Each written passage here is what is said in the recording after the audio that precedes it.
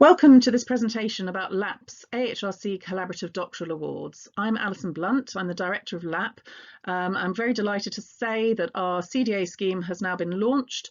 This is for PhDs that will start in October 2021. And the link here is to the information on our website, which includes the application form and also much more information to supplement these slides. We are also holding two online Q&A sessions. These will both be on Zoom on the 28th of July and the 15th of September, both from 3 to 4. And please do come along to ask any questions that you might have about what a CDA is, about the application process and so on. And you can sign up if you follow these links onto an online form, which is also available on our website. LAHP is a doctoral training partnership co-funded by the AHRC and our 8 HEI partners: King's, the LSE, Queen Mary, the Royal Central School of Speech and Drama, the Royal College of Art, the Royal College of Music, the School of Advanced Study and UCL.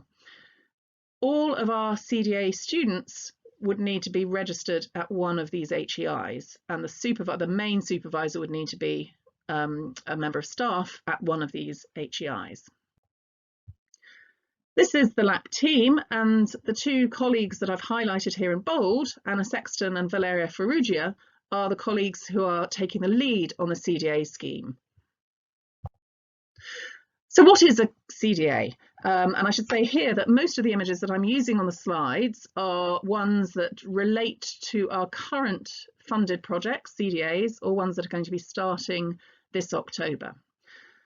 So a CDA is a PhD that's developed and supervised in collaboration between an academic supervisor and an external non-academic partner organisation.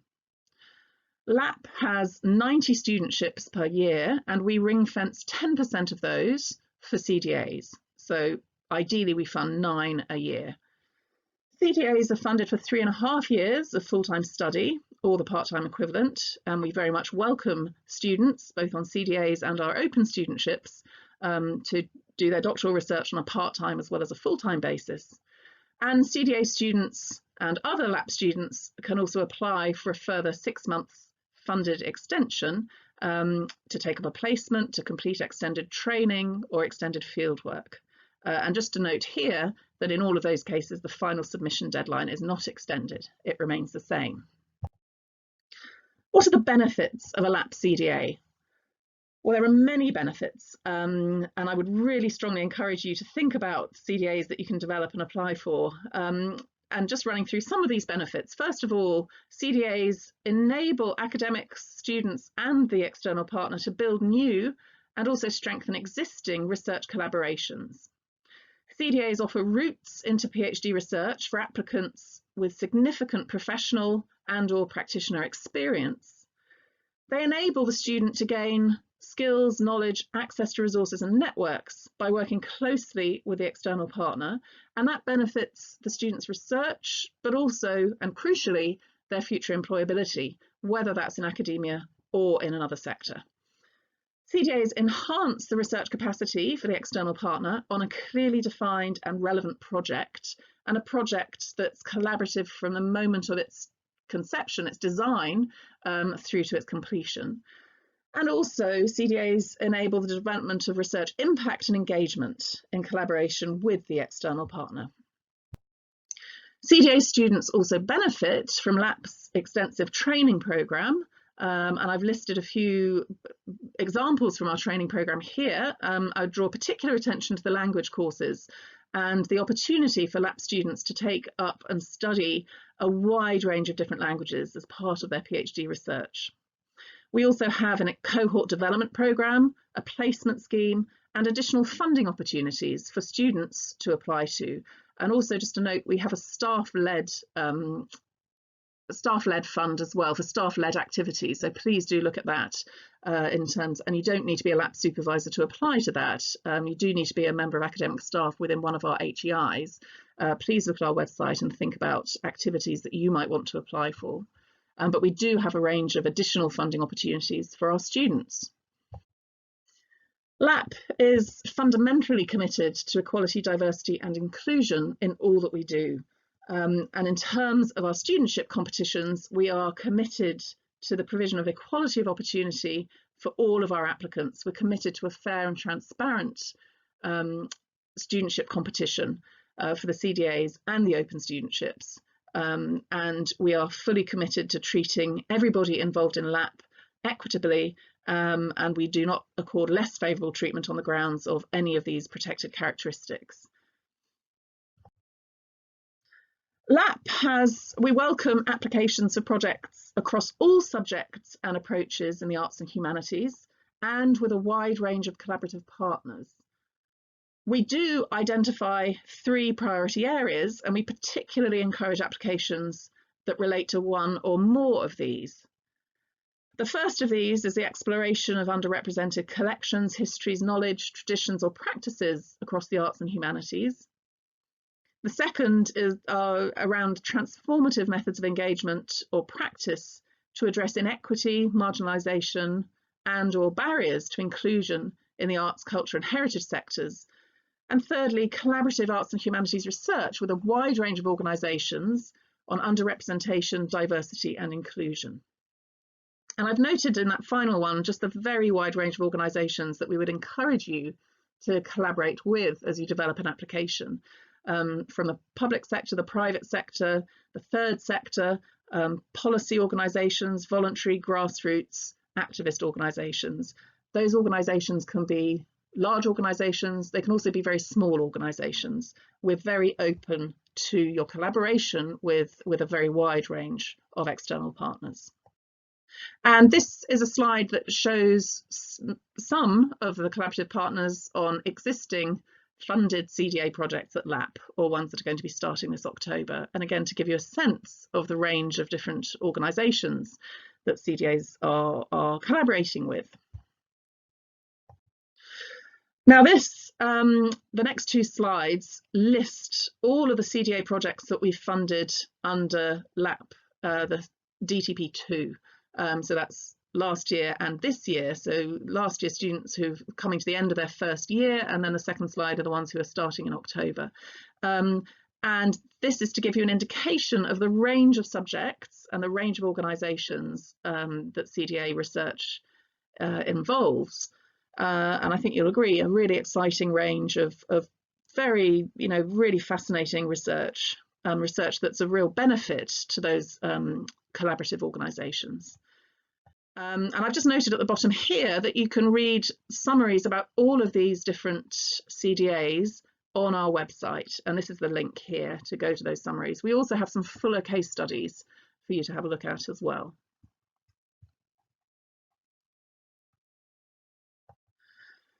I'm going to talk now about the process of applying for a CDA.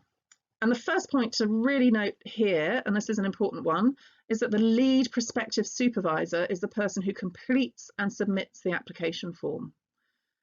The project should be developed in collaboration with a prospective external partner, and that the application can include a nominated student, but, and this is really important, it doesn't need to do so.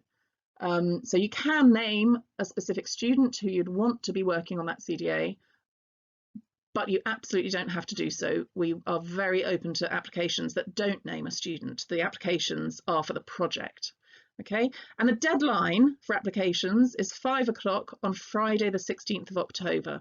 The deadline is earlier than it was last year. We've launched the CDA scheme much earlier in July, rather than launching it in September. So we have brought the deadline earlier. So please do take note of that deadline, and also please let your colleagues know that it's an earlier deadline. If a successful application doesn't name a student, and many of our successful applications don't name students, the CDA will be advertised and the supervisor is responsible for organising the interviews. If you are a prospective student who has an idea for a CDA, please contact a potential academic supervisor in one of our 8 partner HEIs, or email us for assistance in identifying a potential supervisor. And we really are open to those sorts of inquiries. And equally, we are really keen to hear from organisations outside academia who have an idea for a CDA and would like to link up with an academic supervisor to develop and work on an application together. Again, that would need to be an academic supervisor in one of our 8 partner HEIs. And if you aren't sure who to approach or don't already have a link, again, please email us and we will assist in identifying a potential supervisor and do all we can to make the link. But again, just to repeat the key point that all CDA applications must be submitted by the lead academic supervisor, and they must also have support from a named collaborative partner. I'm just going to run through the actual application form. So first of all, we ask about the project, whether it relates to one or more of LAHP's priority areas, a non-technical summary of 200 words, and then the fuller project description, which should be submitted as a 2-page attachment. And this covers the aims, the originality, the methodology, the timescales, plans for dissemination impact, and again, that's with the partner, but also potentially wider audiences too, and also providing further information if the application relates to one or more of our priority areas. Secondly, we ask about the collaboration, about developmental and training opportunities, about the details of the collaboration, and again, whether it's an existing collaboration or whether it's a new one. And again, we're very open to both. We also ask if there is any funding or in-kind contribution that the external organisation is able to make to the student. And I would say that whilst we would certainly encourage organisations, if they're in a position to make a financial contribution to support the student, and recognising the additional work that's involved often with a CDA, this isn't a requirement for a successful CDA application. Please do note the in-kind contribution, and that's in terms of staff time, in terms of space within an organisation, in terms of access to resources and so on. So please do think about what that in-kind contribution would be. And the application would need a letter of support from the partner organisation as an attachment. The third part of the form asks about the supervisors, and we ask for 2 named academic supervisors. This can be on a joint supervisory model or a first and second supervisory model. And we really encourage supervisors to apply who perhaps have less experience of PhD supervision, and one of the reasons we ask for 2 academic supervisors is to enable those colleagues to apply, and we would therefore probably expect that the other supervisor would have more PhD supervision experience. We'd also ask you to name a supervisor from the partner organisation. There isn't an expectation that the supervisor would attend all supervision meetings, but would be part of a wider supervisory team to be closely involved in the CDA as it develops. We also encourage cross-HEI supervision and cross-disciplinary supervision. So please think as widely as possible in terms of who the best supervisors would be for the project that you're wanting to propose. The fourth part of the form is about the student. If there is a nominated student, we ask for 200 words on the suitability of the candidate for the particular project that you're proposing, and also a 2-page attachment with a candidate's CV.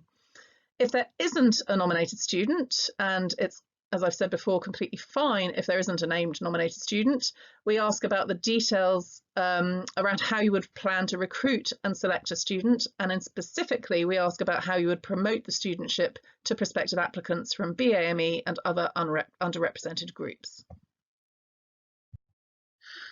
So, LAHP CDA funding, we encourage applicants with professional and or practitioner experience that is equivalent to an MA. We encourage those applicants to apply or to be named on an application. CDAs, as I've said, can be full-time or part-time.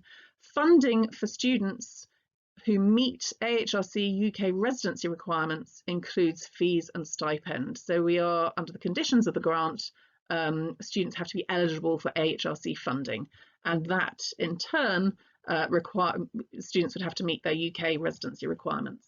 And then the funding, if successful, would include fees and stipend. Nominated students who have already completed 1 year full-time or up to 3 years part-time of a PhD are eligible to apply, and then funding would cover the remaining period of their study.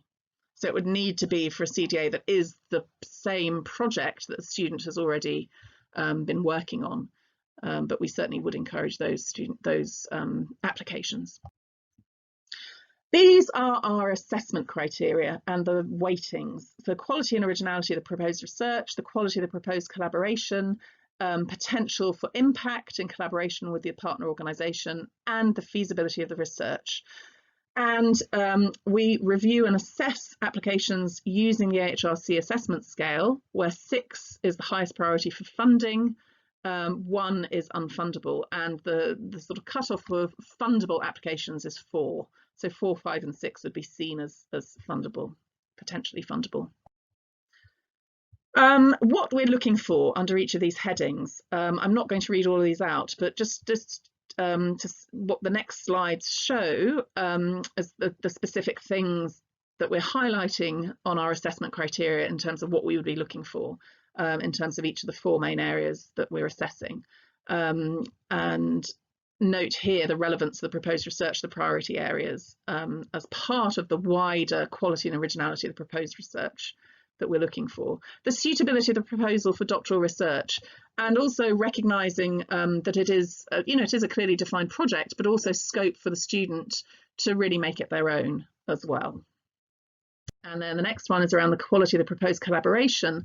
And the thing to stress here is that it would really, successful applications really need to be, the collaboration needs to be at the heart of those projects. So it isn't enough to have a collaborative organisation if a student is merely perhaps working in the collections, working in the archives there. It would need to be something over and above that in terms of the collaborative relationship and the collaborative basis of that project. Thirdly, in terms of the potential for impact and the role of the partner organisation and the collaborative opportunities as a result of doing the CDA. And then finally, the feasibility of the research. This is in relation to the supervisor's experience and expertise, the synergy with the research priorities of the wider department, HEI and also LAHP, the suitability of the student if they are identified, but also the planned recruitment of the student if they aren't. All comes under this heading of the feasibility of the research. This is the timeline for the studentship competition this year. So applications are now available on the website. The competition is open. As I've said before, the deadline is 5 o'clock on the 16th of October, and we are unable to accept late applications. So please do make a note of that deadline. The decision, the sort of assessment and the CDA panel meets in November, so you'll hear the outcome fairly soon after the deadline. We communicate that outcome to the supervisors in November. Also note that CDA applicants, and this is different from previous years, that anybody applying for CDA, whether they are a named student on a CDA application or if they want to apply for the CDA project that is going to be funded by LAHP, the applicants need to apply for a place at the HEI of their lead supervisor by the 29th of January. And that is to ensure that we're bringing the CDA competition in line with our open studentship competition, and we're able to complete the eligibility checks in time. And also it benefits you as a supervisor when you're interviewing students for your CDA project, if that is the case, because you will then have their references, you'll have their full application to your HEI, you'll have transcripts of their previous study and so on. So you'll have the sort of full information available, and LAHP and you will know about whether the student is eligible for LAHP AHRC funding. And then in April, so those interviews, if you're holding interviews, would be between January and March. And then in April, the LAHP Studentship Award Panel confirms the recruited students as recipients of a CDA and communicates that outcome to the supervisors and sends an award letter to the students. And the students would start their study in October. I'd just like to remind you about the online Q&A sessions that we're going to be holding on Zoom on the 28th of July and the 15th of September. And also to remind you, you can sign up to attend these and to get the Zoom details if you sign up on the online form that's available on our website.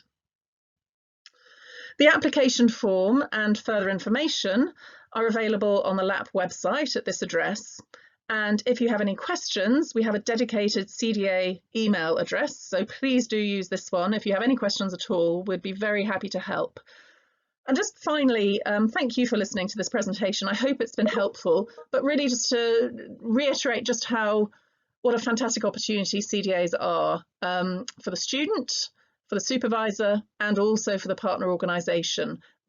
Please think as widely, as creatively as you can in terms of ideas for proposals and collaborations that might be existing ones or might be new ones that you'd like to develop. And the very best of luck in preparing an application and submitting it to LAHP. And I look forward to reading them. Thank you.